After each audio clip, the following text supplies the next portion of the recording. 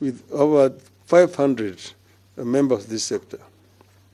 From those meetings, it has become clear that we must address the issues of decent work sites, operating space, market for jua kali products, and affordable credit to members of this sector.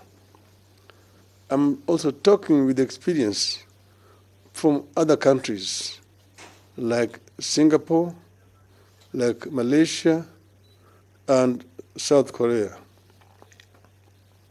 I have also realized the need to recognize and reward the players for their skills and help them to continue refining those skills and pass them to the next generation.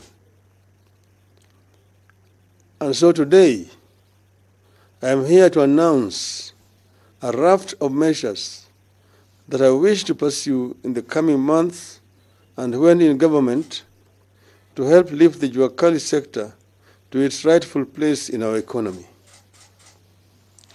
First, I want to push for the adoption and implementation of the recognition of prior learning policy in Kenya, RPL. I want to repeat, recognition of prior learning policy in Kenya, RPL. The RPL provides for recognition of knowledge, skills, and competencies, regardless of where and how they were acquired. It is a progression map to facilitate the transition of skilled workers from informality to formality. In other words, these people may not have gone to any technical training institute or college, but through practice, they've acquired the knowledge which needs to be recognized.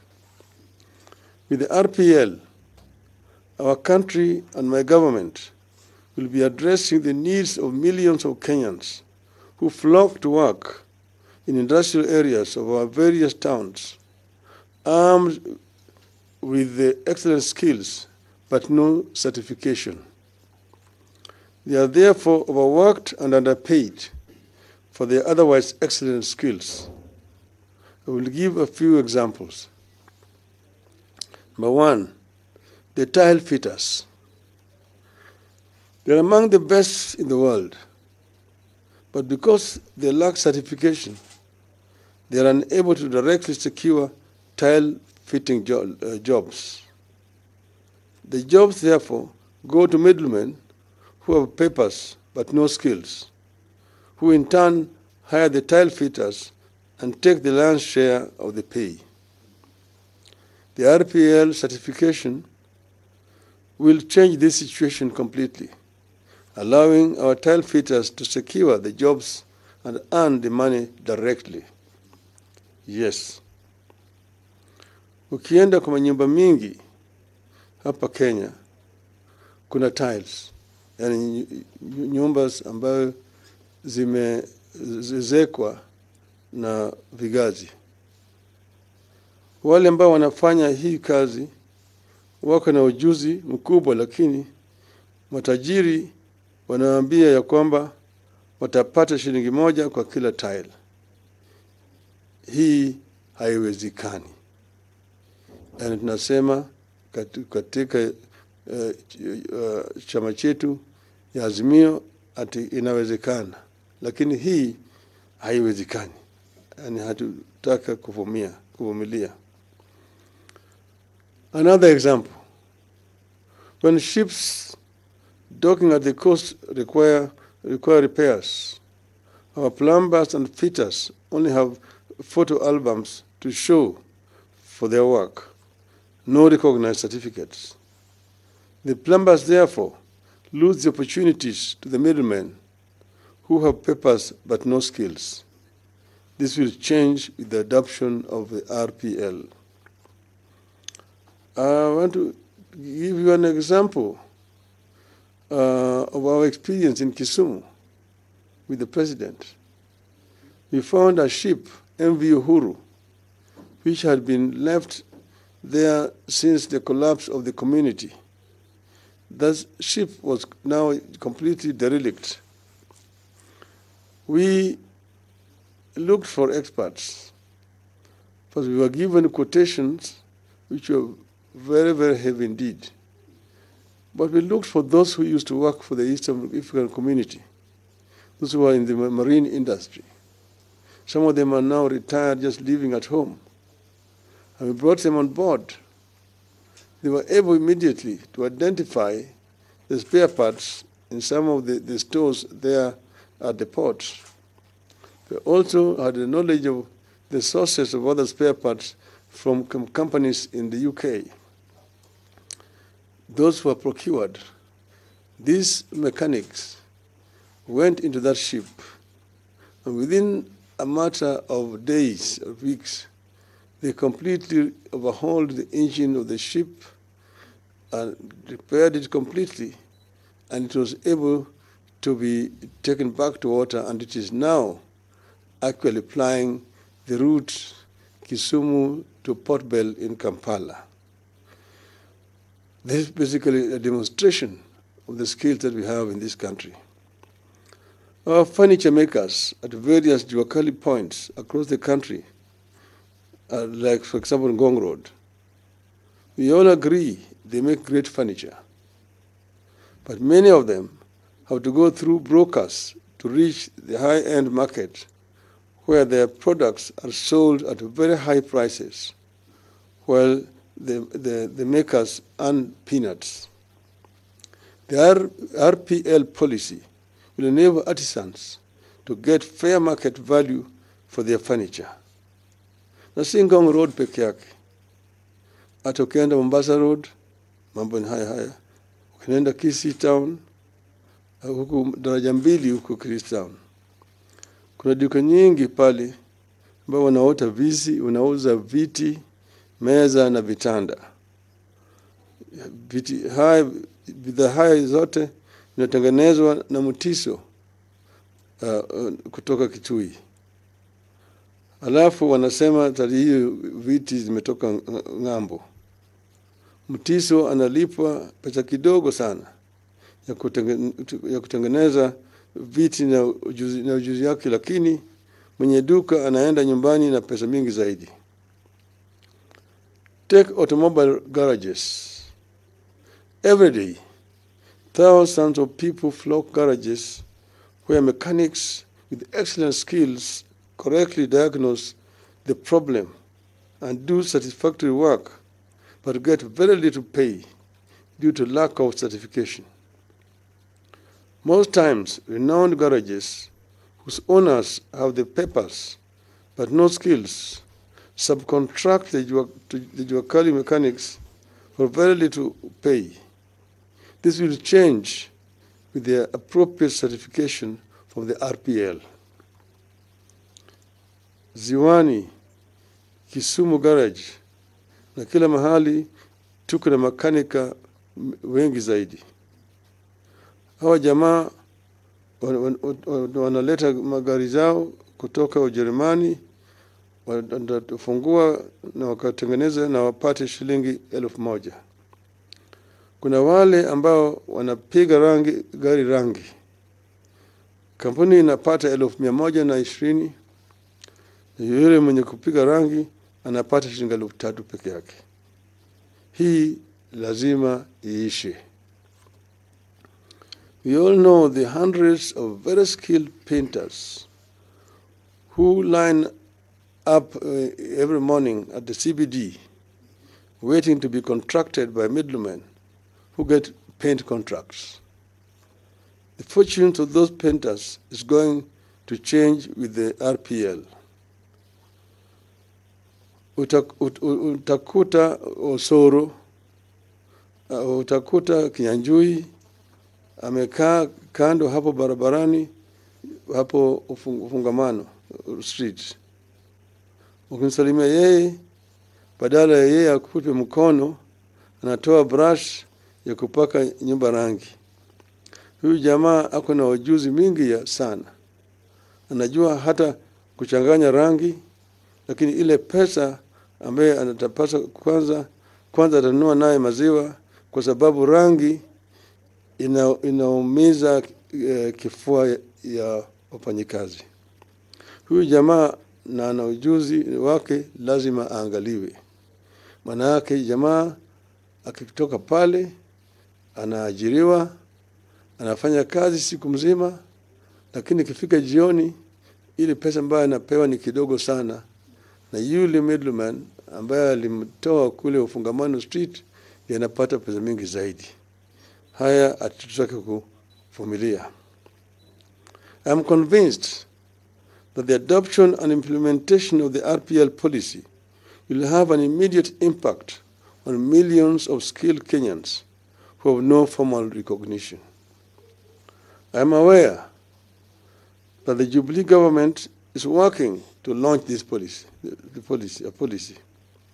I want to appeal for speed. My government will pick up from here.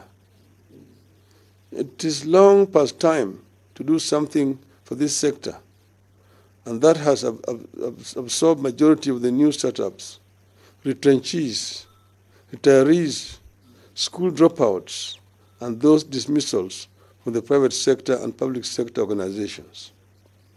It is long past time for the country to do something for this sector, which is currently the single largest employer in the country and a source of livelihood for many. I have also said that it is not right to refer to this sector as an informal sector. It is the biggest employer in the country. As I said from the start, it employs close to 16 million people and actually produces 35% of our GDP. We need to formalize this sector. We need to construct formal sheds for these people, to put up markets for the wares which coming from those sheds, and also regularize the way that they contribute to the economy through payment of some taxes.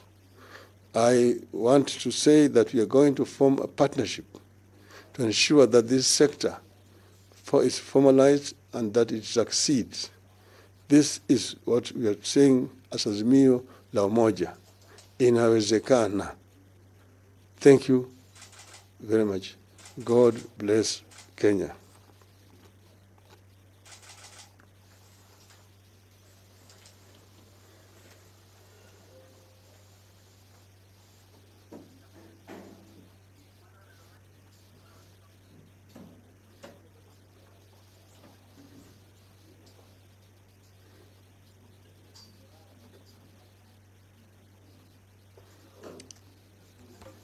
So, asante.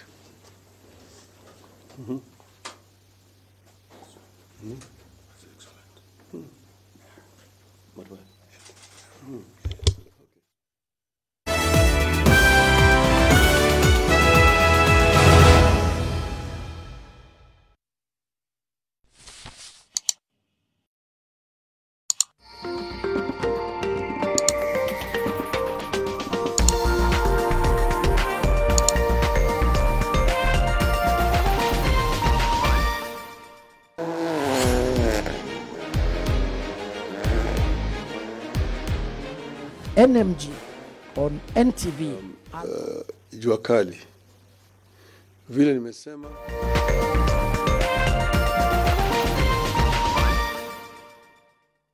ya uchumi wetu wa taifa letu.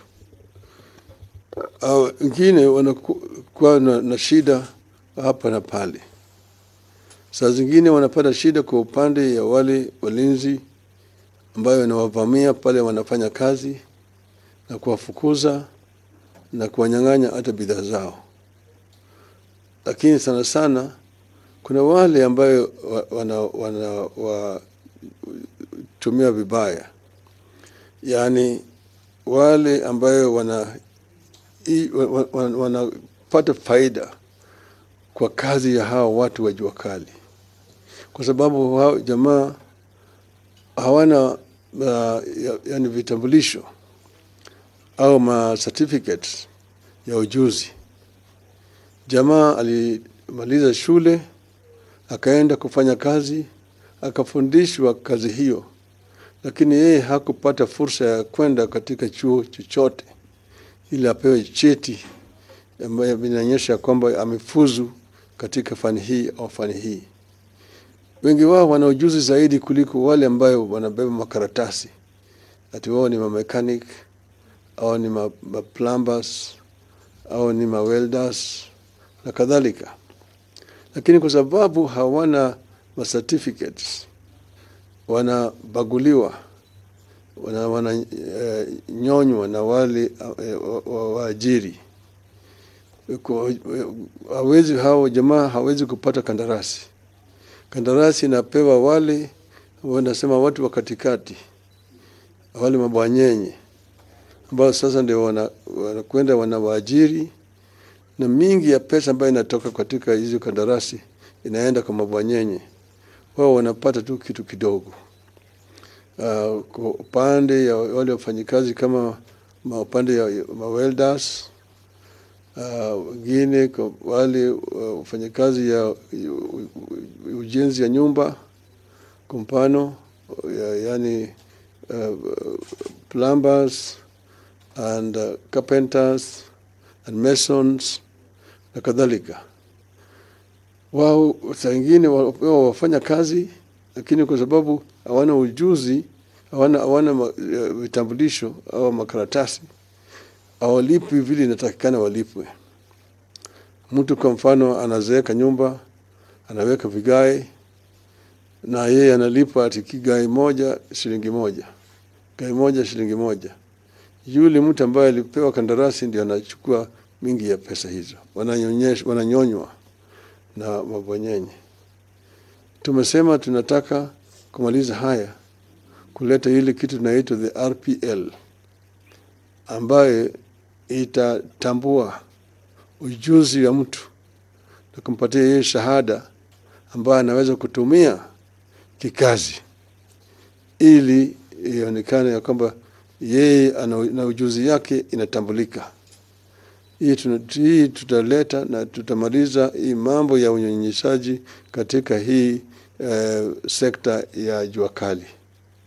Nimesema jua kali, na hata wale watu wengine wale hawkers ambayo wanafanya kazi, tunataka kutambua kwa kuwasaidia na kutumia mpango kama yale ambayo tumeona katika nchi zingine, kama nchi ya Malaysia, nchi ya Singapore, nchi ya Korea Kusini, hata India. Wametambulika na wamechangia vilivyo kwa ujenzi ya uchumi ya nchi hizo zote. Tutajenga zile vyumba, yani sheds ya watu wa jua kali, pale ambayo wao wanaweza kufanya kazi, na vile vile store na soko ya bidhaa ambazo zinatoka katika viwanda yao hizo. Hii yote kifanyika, hii sekta itaenea Wakenya wengi zaidi. Maana hii ni pale unaitwa chanzo. Watu wanaanza huko chini, na baadaye kwa yale jitihada zao wanainuka na wanakwenda juu mpaka wafike mahali ambao sasa wao wanakuwa ni middle class, yani matajiri. Hiyo ndio itaweza kumaliza ufukara katika taifa letu. Shukran sana. Nimwambia kwamba Azimio la Umoja iko tayari kufanya kazi na sekta hii, na tunasema kama kwa Azimio ya kwamba inawezekana. Shukran. Asanteni sana.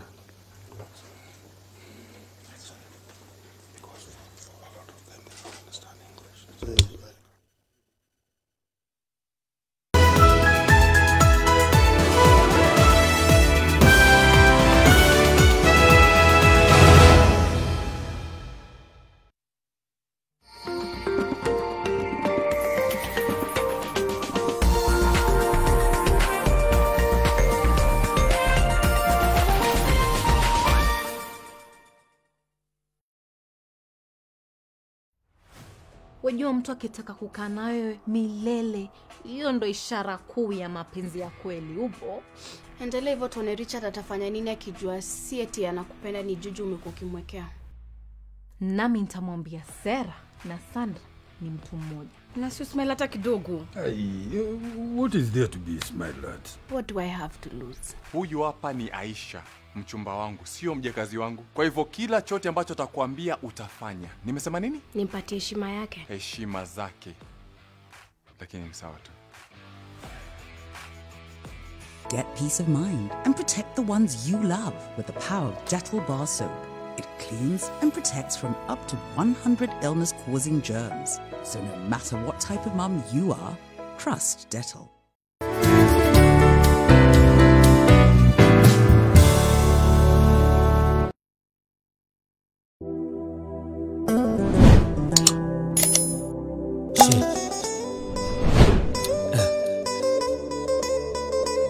Penzi majani inaota kokot.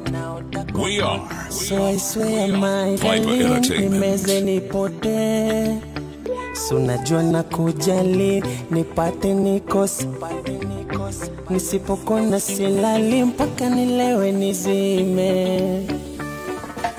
It's DJ Zeddy. Chumvi yenye ladha yake nikukose nilale njaa. Daktari mwenye tiba zake usiniache na majera. Marashi yenye harufu yake nikukose nipate uvundo. Ndege mwenye rangi yake upote nikosea. Mtamu kama chokoleti, laini sema spaghetti. Pendi uchokozi eti, toto mwenye mwanya kama lesi. Mtamu kama chokoleti, laini sema spaghetti.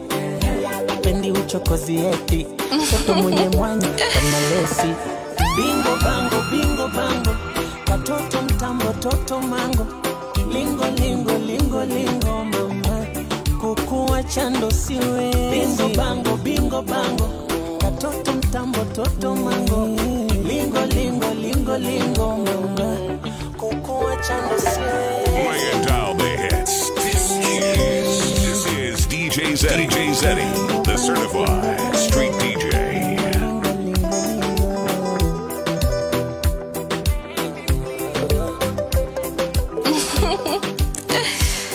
It's DJ Zeddy. Wacha watu seme vibaya, mimi nawe atuachani. Kipenzi changu sione haya, ini true love wala si utani. Kwako ndo makazi yangu, kipenda choroni shakula nyama mbichi. Kwako ndo makazi yangu, tausi njo chumani kwichi. Hata wanifunge minyororo, wako bado nitasema yes I do. Hata wakutukane kiporo, ladha yako bado naipenda tu. Mtamu kama chokoleti, laini sema spaghetti. Pendi ucho